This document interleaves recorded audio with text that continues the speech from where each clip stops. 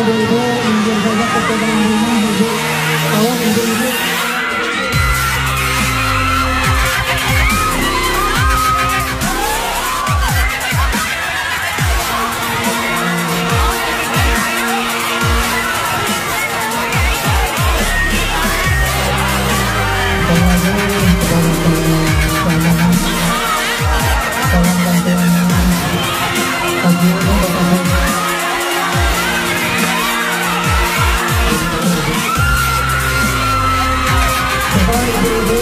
Ibu-ibu yang ada di jalan kita masuk ke dalam rumah.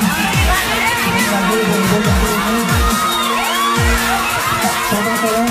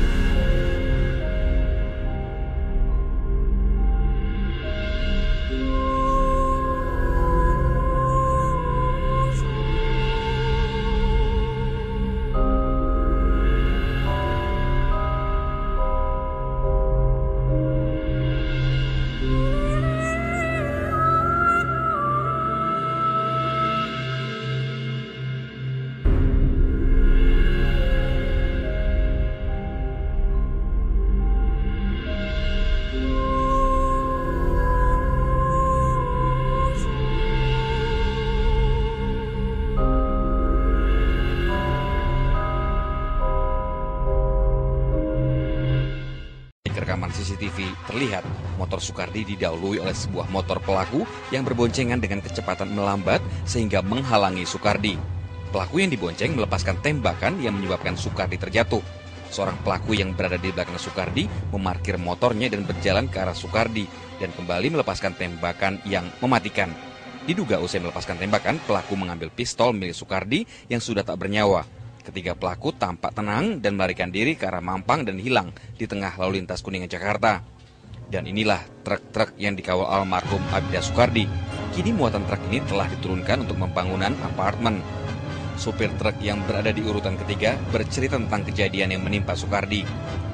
Ya mengawal di depan, paling depan dia posisi, pakai motor.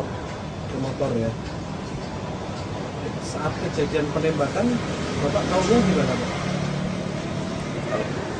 Kita tahu-tahu dengar letusan aja. Jadi posisi mobil paling depan berhenti, kedua juga berhenti. Saat itulah terdengar letusan senjata api itu. Karena posisi kita kan di belakang, yang lihat orang nomor satu, yang depan yang lihat. Ajal memang tidak dapat diduga. Veronica Rutledge tengah melakukan liburan Natal, mengunjungi kerabat di wilayah Idaho Utara, Amerika. Ia membawa 4 anak-anak termasuk putranya untuk berbelanja di sebuah pusat perbelanjaan. Veronica menempatkan putranya di atas kereta belanja. Di tempat yang sama, ia menyimpan sebuah pistol di dalam dompetnya. Tak disangka, putra Veronica yang masih berusia 2 tahun mengambil pistol tersebut. Around the age of 2, accessed a concealed weapon that was inside the victim's purse and discharged it, striking the victim. Pasca kejadian, suami Veronica segera tiba ke tempat kejadian perkara. Terungkapnya kasus pembunuhan sepasang kekasih Suprihatin dan Mega Pratama, mahasiswa Universitas Muhammadiyah Ponorogo yang dikubur dan dicor di dalam kamar, menyentak banyak pihak. Keluarga Suprihatin seakan tak terima putri mereka tewas mengenaskan dengan 27 luka tusukan di sekujur tubuhnya. Tangis histeris tidak tertahankan. Orang tua korban pun jatuh pingsan melihat kedatangan jasad putri bungsu mereka. Tidak hanya Suprihatin, Mega Pratama kekasihnya juga bernasib sama. Ia meregang nyawa di tangan ayah kandungnya sendiri. EB, mantan kepala desa sekaligus residivis kasus penipuan dan perjudian, tega membunuh anaknya sendiri dan mengecor jasad korban di dalam rumahnya.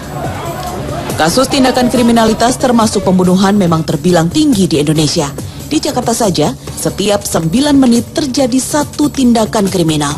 Artinya, dalam sehari rata-rata terjadi sekitar 140 tindakan kejahatan. Dalam setahun, lebih dari 50.000 tindakan kekerasan dan kejahatan memakan korban. Di dalamnya, termasuk pula berbagai kasus pembunuhan keji yang memakan korban nyawa dengan modus yang kian sadis. Padahal, pemicu terjadinya kekerasan itu tak jarang adalah hal yang sepele. Kasus pembunuhan pasangan Suprihatin dan Mega Pratama misalnya. Pengembangan kasus ini menemukan pelaku tega membunuh anaknya sendiri lantaran kesal karena korban sering meminta uang dan menjual barang tanpa seizin sang ayah.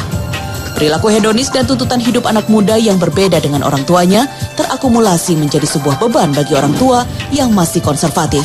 Buntutnya, gesekan-gesekan yang kemudian muncul memicu perilaku sadis hingga tega menghilangkan nyawa.